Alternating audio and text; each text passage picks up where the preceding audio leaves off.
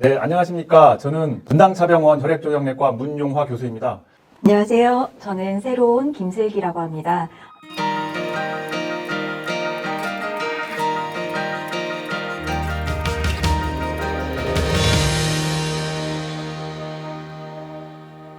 김슬기 교수님, 면역항암제가 요즘에 많이 쓰이고 있잖아요. 근데 네. 어떤 원리인지 간략하게 좀 소개를 부탁드리겠습니다. 우리 몸엔 정상적으로 면역 관문이라는 것이 있습니다. 이 암세포는 아주 교묘하게 이 면역 관문을 속여서 본인이 정상세포인 척 행동합니다. 그래서 우리 몸이 자신을 죽이려는 그 공격으로부터 피하는 것이죠. 근데 이제 새로운 이 면역 항암제는 그 면역 관문을 정신 차리게 해서 우리 몸의 면역세포가 암세포를 잘 죽일 수 있도록 하는 그런 역할을 한다고 보시면 되겠습니다. 환자분들이 사실 면역항암제라고 하면 기존에 쓰고 있던 뭐 일반 세포독성 항암제, 그다음 표적항암제 이런 거하고 잘 구분을 못 하시는 경우가 있거든요. 그래서 어떤 차이가 있는지도 한번 말씀을 부탁드리겠습니다. 네. 우리가 이제 예전부터 썼던 그 1세대 일반 세포 독성 항암제가 있습니다. 이것은 암세포가 빠르게 자라나는 성질을 이용하는 것인데요. 근데 우리 몸에는 이제 정상적인 세포도 빠르게 자라는 세포도 있기 때문에 이제 여러 가지 정상 세포도 공격하는 그런 부작용들이 생길 수 있습니다. 그리고 그 다음 세대로서 나온 것이 이제 표적 항암제인데요. 세포 독성 항암제에 비해서는 암세포만 죽일 수 있다는 장점은 있는데 결국에는 이 표적에 대해서 돌연변이가 생긴다든지 이런 내성이 생길 수 있고 또 적용할 수 있는 암의 종류가 좀 제한적입니다. 새로운 우리가 치료법으로서 나온 것이 이제 면역 항암제, 면역 관문 억제제이고요. 이것은 우리 몸의 면역 반응을 이용하는 것이기 때문에 여러 암에 걸쳐서 모두 다 사용될 수 있는 가능성이 있고 또 효과가 굉장히 길게 지속된다는 것이 장점이 되겠습니다. 이제 저희가 일반적으로 생각을 할 때 표적 항암제는 어떤 발현을 하는 환자들한테 이제 효과가 있다라고 우리가 이야기를 하는데 면역 항암제도 모든 환자들이 다 효과를 보지는 않을 것 같거든요. 그래서 어떤 환자들이 면역 항암제를 쓰면 효과가 좋을 것인가? 어떤 사람들을 저희가 골라서 면역 항암제를 투약하면 좋을까요? 네, 아주 좋은 질문이신데요. 네, 저희가 이제 주로 보는 유방암을 기준으로 말씀드리고자 합니다. 근데 그 대상 환자군이 모든 환자는 아니고요. 3중 음성 유방암 환자들입니다. 그래서 전이성 단계에서 이전에 어떤 치료도 받지 않았어야 되고 그 PDL1이라는 그 표지자가 양성인 환자들만을 대상으로 하고 있습니다. 말이 어려울 수 있는데요. 3중 음성, 말 그대로 세 가지가 다 음성인 유방암이라는 뜻입니다. 그래서 호르몬 수용체 두 가지가 음성이고 거기에 더하여 허투라는 표적이 음성인 이렇게 세 가지가 음성이면 3중 음성 유방암이라고 합니다. 굉장히 공격적인 암이면서도 호르몬 치료라든지 표적 치료에 대상은 되지 않기 때문에 우리가 또 다른 치료법이 없을까 하고 항상 고민했던 그런 부류의 환자들이라고 할 수 있겠습니다. 네, 그렇다면 삼중음성 유방암 환자들이 원래 치료가 잘 안 됐고 예후가 안 좋은 환자들이라는 말씀이신데요. PDL1이라는 유전자에 대한 말씀을 잠깐 언급을 하셨어요. 그래서 PDL1이라는 바이오마커는 어떤 건지도 한번 설명 부탁드리겠습니다. 네.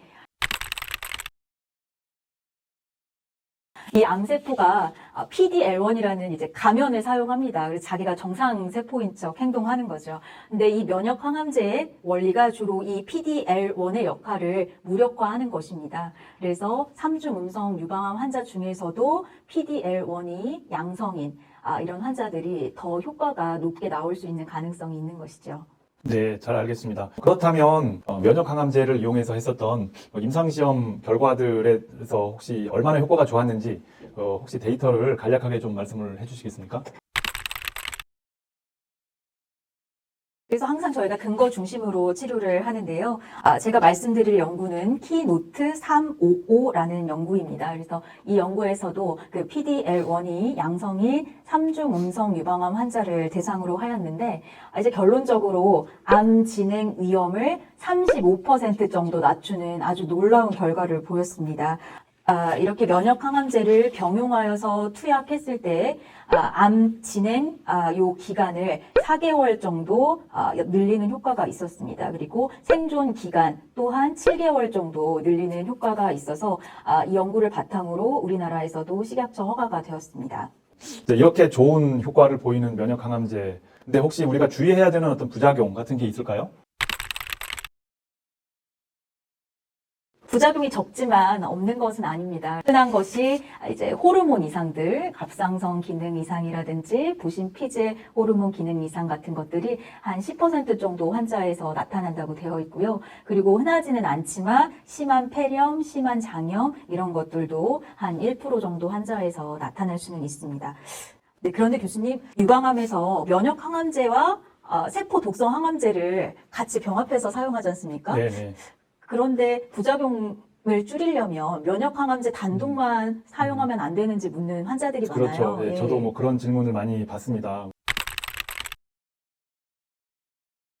면역 항암제도 물론 효과가 좋은 약이긴 하지만 유방암 분야에서는 이 면역 항암제가 일반 세포 독성 항암제하고 이렇게 같이 병합해서 쓰는 것만이 현재 임상시험 결과가 효과가 있다라고 되어 있고 그 임상시험 결과에 근거해서 이 승인이 나 있습니다. 이제 그런 승인의 문제도 있을 수 있고 또 효과 측면에서도 저희가 확신을 할 수 없기 때문에 이 면역 항암제 더하기 이제 세포 독성 항암제를 반드시 같이 쓰셔야 됩니다. 그래서 그런 것들은 아마 주치의 선생님하고 상의를 해서 이제 그런 결정을 하시면 될 것 같습니다. 예, 질문 감사합니다.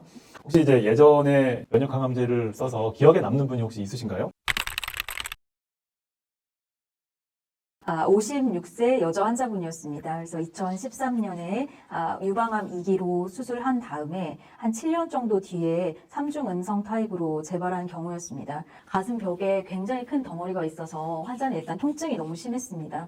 그리고 그 조직에서 또 다시 조직 검사를 시행해서 아까 말씀드린 PD-L1이라는 바이오 마커가 양성이 나온 케이스였습니다. 그래서 그때 마침 또 식약처 허가가 되었던 터라 말씀드린 면역 항암제 더하기 나파클리탁셀이라는 세포 독성 항암제 병합요법을 시행했습니다.